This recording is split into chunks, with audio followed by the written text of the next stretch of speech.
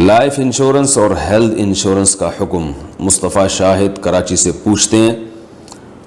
میں security company میں manager کے طور پر کام کرتا ہوں، میرا کام سیکیورٹی گارڈ کو مینیج کرنا ہے، ہمیں انہیں لائف انشورنس اور ہیلتھ انشورنس دینی ہوتی ہے، کمپنی والے کہتے ہیں کہ آپ بھی اپنا ڈیٹا دیں تاکہ آپ کی بھی یہ دونوں انشورنس کر سکیں، اس بارے میں رہنمائی فرمائیں۔ بھائی اسلام میں لائف انشورنس اور ہیلتھ انشورنس دونوں ناجائز، دونوں حرام ہیں، اور یہ اصل میں غرر ہے۔ رسول اللہ صلی اللہ علیہ وسلم نے کوئی بھی ایسا معاملہ جس میں غرر ہو اس کی اجازت نہیں دی۔ بعض دفعہ اس میں قمار یعنی جوا بھی ہوتا ہے، بعض دفعہ اس میں سود بھی ہوتا ہے۔ یہ رقم داؤ پہ لگائی جاتی ہے کہ اگر فلاں کا انتقال ہو گیا تو آپ کو رقم مل جائے گی، نہیں ہوا تو رقم بعض دفعہ ڈوب جائے گی، اور بعض دفعہ رقم اصل مل جاتی ہے، وہ ڈوبنے کا چانس نہیں ہوتا، لیکن اضافی رقم مشروط ہوتی ہے کسی کی موت کے ساتھ یا کسی کے حادثے کے ساتھ۔ تو کبھی بھی کسی کے حادثے یا موت کے ساتھ جب آپ کا پروفٹ مشروط ہوگا تو یہ غرر کی ایک صورت ہے۔ غرر کا مطلب غیر یقینی۔ تو کاروباری معاملات میں اور جو بھی بزنس ہو اس میں شریعت نے حکم دیا ہے کہ حوادث اور حادثات کے ساتھ آپ کا پروفٹ مشروط نہیں ہونا چاہیے، اس وجہ سے یہ ناجائز اور حرام ہے۔ اس کے جتنے بھی دلائل دیے جائیں کہ اس میں لوگوں کو فائدہ ہوتا ہے، تو رسول اللہ صلی اللہ علیہ وسلم کے دور میں جو قمار تھا اس میں تو غریبوں کو بہت زیادہ فائدہ ہوا کرتا تھا۔ عرب یہ کرتے تھے کہ جوا جو جیتتا تھا اور اس کے نام جب رقم نکلتی تھی تو وہ ساری رقم غریبوں میں بانٹ دیا کرتا تھا، اور جوا کھیلا اس لیے جاتا تھا اس دور میں کہ غریب کو خرچ کرنے کے لیے پیسے کسی کے پاس نہیں ہیں، تو وہ جوئے میں پیسے جیت کے غریبوں کو کھلا کے فخر کرتا تھا کہ دیکھو میں نے غریبوں کو کھلایا ہے۔ تو اس کے تو بڑے فائدے تھے، لیکن اسلام نے اس کو حرام قرار دیا کہ غریب کو اگر آپ نے کھلانا ہے تو آپ تمیز سے بزنس کریں جیسے ساری دنیا کرتی ہے بزنس، اور اس طرح کے حوادث کے ساتھ اپنے پروفٹ کو مشروط نہ کریں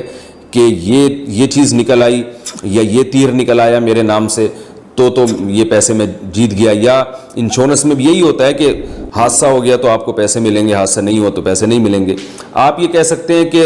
اس میں تو تعاون ہے،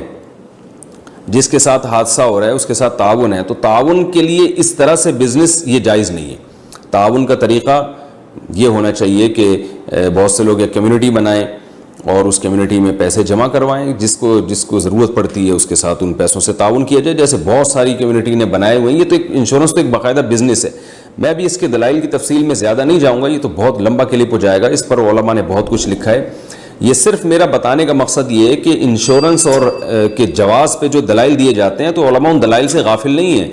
علماء کو پتہ ہے وہ کیا دلائل دیے جاتے ہیں، لیکن وہ سب غلط دلائل ہیں۔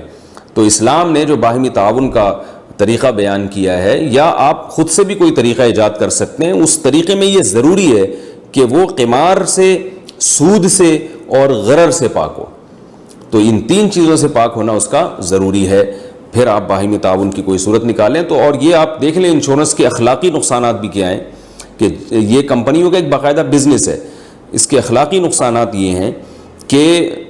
لائف انشورنس میں خاص طور پر کمپنیاں، یعنی اس میں تعاون کا تو کوئی صورت بنتی نہیں ہے۔ جس آدمی کی صحت اچھی ہوگی کمپنی اس کو عام طور پر لائف انشورنس دیتی ہے، بیمہ پالیسی اسی کو دی جاتی ہے، اور جو بیچارہ محتاج ہوتا ہے یعنی اس بات کے لائق ہوتا ہے کہ اس کے ساتھ تعاون کیا جائے، وہ اس کے مرنے کا چانس ہے، ان کے ساتھ یہ بیمہ پالیسی والا معاملہ نہیں ہوتا۔ تو یہ میں تعاون بھی نہیں ہے، یہ سب جانتے ہیں کہ ایک بزنس ہے۔